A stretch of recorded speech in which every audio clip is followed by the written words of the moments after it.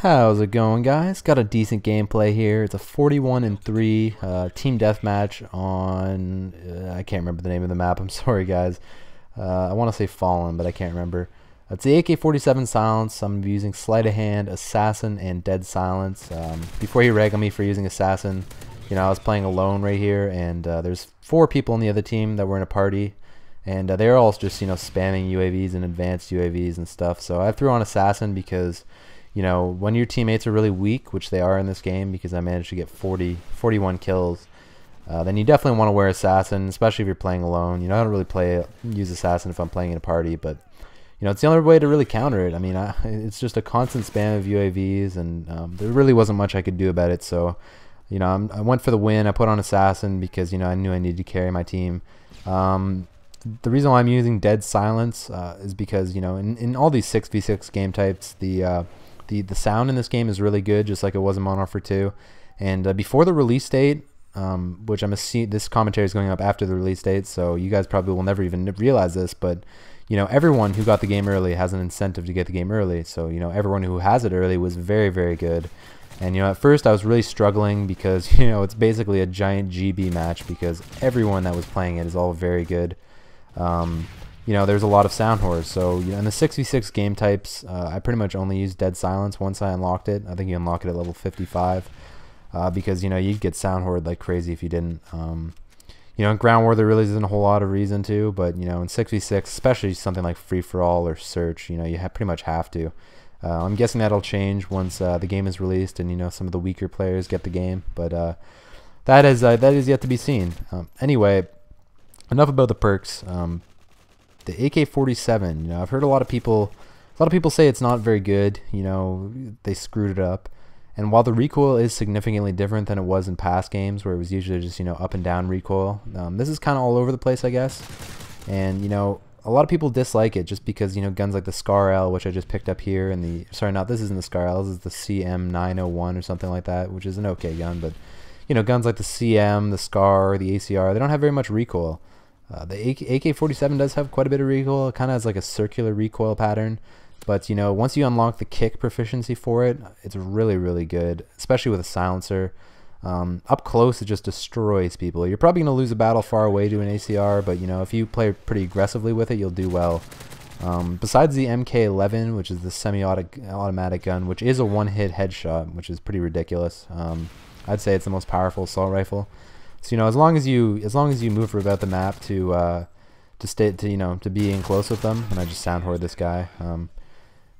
As long as you move about the map in such a way that you're nice and close to everyone, you'll do fine. That's why I like the silencer a lot on it, because if they are far away, you're gonna need a few more seconds to kill them than if you had than if you didn't have a silencer, where they'd turn around, know where you were exactly immediately. Whereas if you have the silencer, you have a few more seconds just to be able to take them out, which is definitely helpful. And I get my Reaper here. My kill streaks this game, sorry, point streaks rather. God, I gotta get used to calling it point streaks.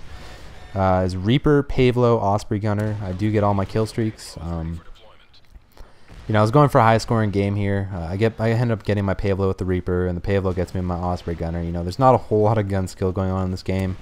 My next commentary is going to be a 31-7 with the MP7 submachine gun with using support kill streaks, so pretty much all gun kills.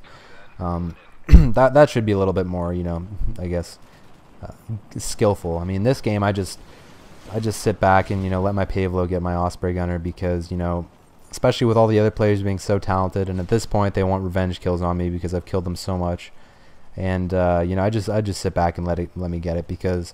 Getting a 17 kill streak is very difficult in a game where, your health regenerates so slowly. Now, a lot of people seem to be saying that, you die a lot quicker than Modern Warfare 2 and that, it's impossible to stay alive, and that's just completely not true.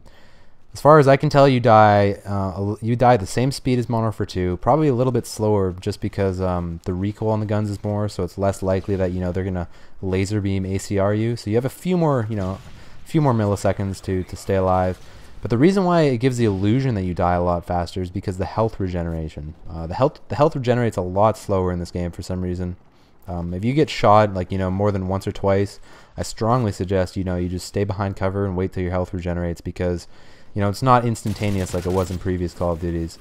So a lot of people probably think that, you know, you die so quickly because when they see two people, you know, one guy puts one bullet on them, you take them out, and then the second guy only has to put, you know, one hip fire shot in you and you're dead. So it makes you feel like you're dying a lot faster, and you know, it's probably going to frustrate a lot of you guys when you first play the game.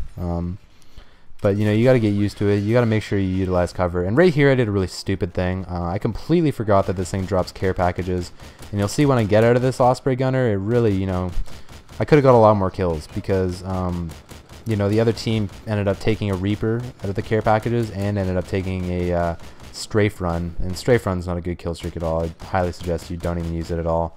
But still, I didn't die from them, but you know, it made me have to hide because Assassin doesn't protect you from kill streaks. That's blind eye now. So I had to hide because, you know, I wanted to maintain the good kill to death ratio I ended up getting, which was kind of annoying. I should have put the Reaper thing over top of my teammates. Where you play, like when you get not the Reaper thing, the Osprey Gunner. When you get the Osprey Gunner, you know, it asks you to put something down, kind of like the Harrier Strike from Modern Warfare 2. And what you have to do is put that little green circle thing that comes up in the laptop. Put that over your teammates. That way your teammates get all the care packages.